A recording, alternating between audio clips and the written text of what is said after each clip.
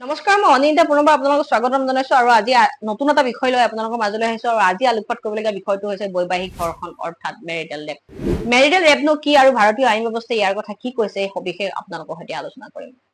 ভাৰতীয় দণ্ডবিধি আইনৰ ৩৭৫ নং ধাৰাত ২ নম্বৰ এক্সেপশ্যন উল্লেখ আছে মেৰিটেল ৰেপৰ বিষয়ে।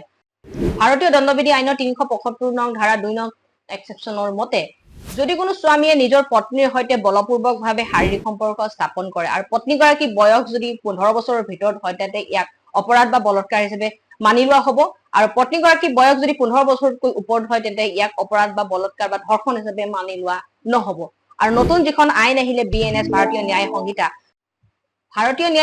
৬৩ নং ধাৰাৰ মতে যদি কোনো স্বামীয়ে নিজৰ পত্নীৰ সৈতে বলপূৰ্বকভাৱে শাৰীৰিক সম্পৰ্ক স্থাপন কৰে আৰু পত্নীগৰাকীৰ বয়স যদি ১৮ বছৰৰ ভিতৰত হয় তেন্তে ইয়াক অপৰাধ হিচাপে মানি লোৱা হ'ব অৰ্থাৎ বলৎকাৰ হিচাপে মানি লোৱা হ'ব আৰু পত্নীগৰাকীৰ বয়স যদি ১৮ বছৰ উৰ্ধত হয় তেন্তে ইয়াক বলৎকাৰ অৰ্থাৎ অপৰাধ হিচাপে মানি লোৱা নহ'ব। গতিকে দুখন যি আইন আছে IPC আছিলে, পুৰণা আইন আছিলে IPC ভাৰতীয় দণ্ডবিধি আইন ইণ্ডিয়ান পিনেল কোড আৰু নতুন যিখন আইন আহিলে BNS ভাৰতীয় ন্যায় সংহিতা, দুইখন আইনতে বয়সটোহে এক্সটেণ্ড কৰা হ'ল কিন্তু ভাৰতীয় ন্যায় সংহিতাই হওক বা IPC হওক দুইখন আইনতে মেৰিটেল ৰেপক অপৰাধ হিচাপে আজিও মানি লোৱা হোৱা নাই, কেৱল এক্সেপশ্যন হিচাপেহে ধৰা হৈছে। কেৱল বয়সটো এক্সটেণ্ড কৰা হ'ল ১৫ বছৰ পৰা ১৮ বছৰ কৰা হ'ল। পুৰণি আইনত ১৫ বছৰ আছিলে আৰু নতুন আইনে ১৮ বছৰলৈহে অনা হ'ল।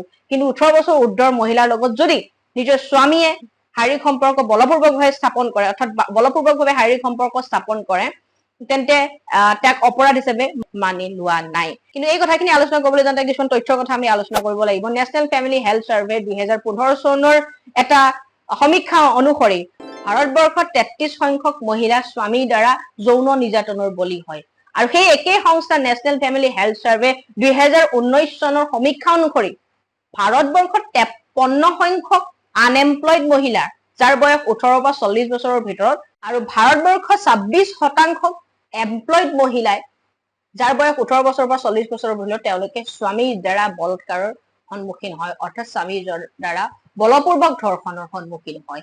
এয়া আছিলে নেশ্যনেল ফেমিলি হেল্থ চাৰ্ভেৰ এটা সমীক্ষাৰ তথ্য। গতিকে ইয়াৰ পৰা জানিব পৰা যায় যে ভাৰতবৰ্ষৰ সমাজ ব্যৱস্থাটোত নাৰী নিৰ্যাতনৰ লগে লগে স্বামীয়ে পত্নীক ধৰ্ষণ কৰা বিষয়টো এক গুৰুত্বপূৰ্ণ বিষয়, যদিও আইনীভাৱে ইয়াক অপৰাধ হিচাপে ঘোষণা কৰা হোৱা নাই। বিভিন্ন সময়ত বিভিন্ন মহলে যদিও দাবী কৰি আহিছে ইয়াক অপৰাধ হিচাপে মানি ল'ব লাগে বা অপৰাধ হিচাপে ঘোষণা কৰিব লাগে, বহু সময়ত বহু নাৰীয়ে বা বহু পত্নীয়ে হয়তো স্বামী এনেধৰণৰ নিৰ্যাতনৰ সন্মুখীন হয়। এই কথাখিনি আলোচনা কৰিবলৈ যোৱাৰ লগে লগে কিছুমান কথা আমি আলোচনা কৰিব লাগিব। বহু সংস্থাই বহু সময়তে আইনৰ কাষ চাপিছিলে। সৰ্বপ্ৰথমৰ বাবে RTI ফাউণ্ডেশ্যন নামৰ এটা অনুষ্ঠানে ২০১৫ চনত দিল্লী উচ্চতম ন্যায়ালয়ৰ কাষ চাপিছিলে মেৰিটেল ৰেপৰ বিষয়টোলৈ আৰু ইয়াৰ পাছত ২০১৭ চনত অল ইণ্ডিয়াৰ ডেমক্ৰেটিক ওমেন এছ'চিয়েশ্যনে আদালতৰ দ্বাৰস্থ হৈছিলে আৰু ইয়াৰ পাছত ২০২২ চনত উচ্চতম ন্যায়ালয় পাইগৈ আৰু ৩ জাজেছ বেঞ্চে এই বিষয়টো চোৱা চিতা কৰি আছে। কেছ লৈ কেইটাই কি কৰিছে এই কথাও আপোনালোকৰ সৈতে আলোচনা কৰিম। প্ৰথমে হ'ল independent thought versus union of India, number 2 হ'ল ন্যায় মুক্তি case Puttuswamy versus union of India. এই কেছটোত ৰাইট টু প্ৰিভেচিৰ কথা কৈছিলে, গুৰুত্বপূৰ্ণ কেছ হয় এইটো এটা।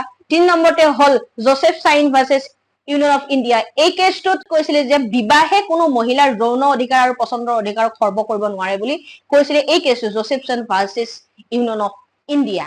গতিকে গুৰুত্বপূৰ্ণ যে এই বিষয়টো আজিও আদালতৰ বিচাৰাধীন হৈ আছে আৰু বিষয়টো চৰ্চিত বিষয় হৈ পৰিছে যদিও দুইখন আইনে আজিও পুৰণা আইন IPC আৰু নতুন আইন BNS দুইখন আইনতে ইয়াক অপৰাধ হিচাপে মানি লোৱা নাই বা অপৰাধ হিচাপে বিবেচনা কৰা হোৱা নাই।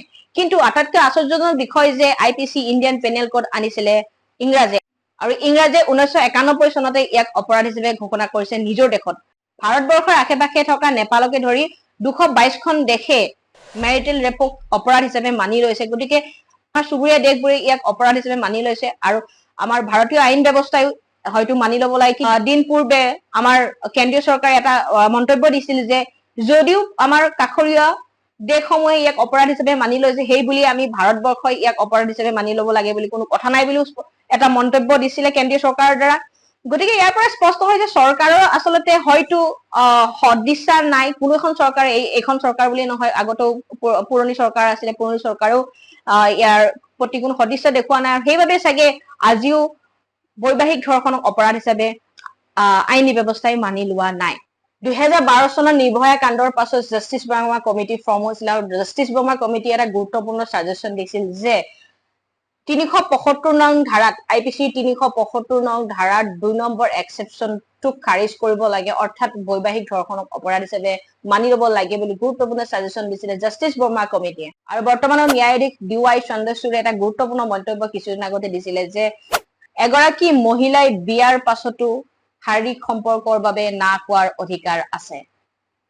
গতিকে ইমানৰ পাছতো এটা কথাই স্পষ্ট যে মেৰিটেল ৰেপ অৰ্থাৎ বৈবাহিক ধৰ্ষণ আমাৰ সমাজত আছে আৰু বিভিন্ন মহলে ইয়াক অপৰাধ হিচাপে মানি ল'ব লাগে বুলিও কৈ আছে আৰু এক পক্ষই কৈ আছে যে ইয়াক অপৰাধ হিচাপে মানি ল'লে হয়তো কিছু অসুবিধাৰ সন্মুখীন হ'ম, ইনষ্টিটিউচন অফ মেৰিজত এফেক্ট কৰিব বুলিও কিছু লোকে দাবী কৰে। কিন্তু ইয়াৰ লগতে আৰু কেইটামান গুৰুত্বপূৰ্ণ কথা আছে।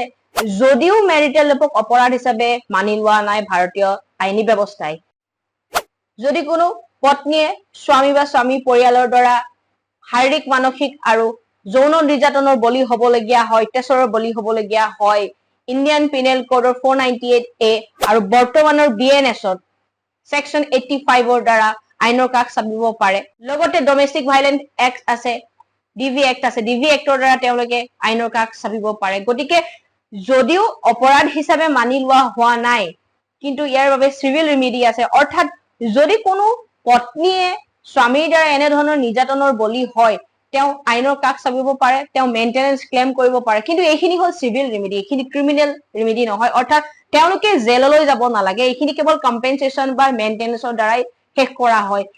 যদিও মানে পত্নীগৰাকী শাৰীৰিক মানসিক বা বিভিন্ন ধৰণৰ ক্ষতিৰ সন্মুখীন হয়, কিন্তু ইয়াক কেৱল চিভিল ৰিমিডিৰ দ্বাৰাহে ক্ষান্ত কৰি থোৱা হৈছে। ইয়াক আজিলৈকে ক্ৰাইম হিচাপে বা অপৰাধ হিচাপে ভাৰতীয় আইন ব্যৱস্থাই মানি লোৱা হোৱা নাই। ইয়াৰ কিছুমান কথাও আছে, যিহেতু এই মেৰিটেল ৰেপ বিষয়টো এটা খুব সেনচিটিভ বিষয় আৰু এইটো এষ্টাব্লিছ কৰিবলৈ যাওঁতে কোৰ্টত খুব অসুবিধা হয়, প্ৰমাণ বাৰ্ডেন অফ প্ৰুফটো খুব অসুবিধাৰ সন্মুখীন হয়, বাৰ্ডেন অফ প্ৰুফৰ কথা প্ৰশ্ন উত্থাপিত হয়। কেনেকৈ প্ৰুফ কৰিব এই কথাখিনি, বহু সময়ত ফেক কেছৰ সন্মুখীন হয়। বিভিন্ন সময়ত আপোনালোকে দেখে ডাউৰী ক্ষেত্ৰতো হৈছে যে ডাউৰী ক্ষেত্ৰতো বিভিন্ন সময়ত ফেক কেছ বা ফলছ কেছৰ বাবে স্বামী পৰিয়ালে বহু ক্ষেত্ৰত ভুগিবলগীয়া হয়। এইখিনি আছিলে বৈবাহিক ধৰ্ষণৰ কথা। আপোনালোকে কি ভাবে, বৈবাহিক ধৰ্ষণ অপৰাধ হিচাপে ঘোষণা কৰিব লাগে নে নালাগে? এগৰাকীয়ে পত্নীয়ে বিয়াৰ পাছত ন কোৱাৰ অধিকাৰ আছে নে নাই? এগৰাকী পত্নীৰ কেতিয়াবা মন নগলে নিজৰ স্বামীক ন কব পাৰে নে নাই? এই কথাবোৰ আপোনালোকে কমেন্ট যোগে জনাব, আপোনালোকৰ মতামতবোৰ জনাব। কি বিচাৰে আপোনালোকে, ভাৰতীয় আইন ব্যৱস্থাই মেৰিটেল ৰেপক ৰেপ হিচাপে মানি ল'ব লাগে নে অপৰাধ হিচাপে মানি ল'ব লাগে নে নালাগে? যুক্তিবোৰ আপোনালোকেও জনাই দিব। ধন্যবাদ, আজিলৈ ইয়াতে সামৰিছো। জয় আই অসম, কুশলে থাকক সকলো, ধন্যবাদ।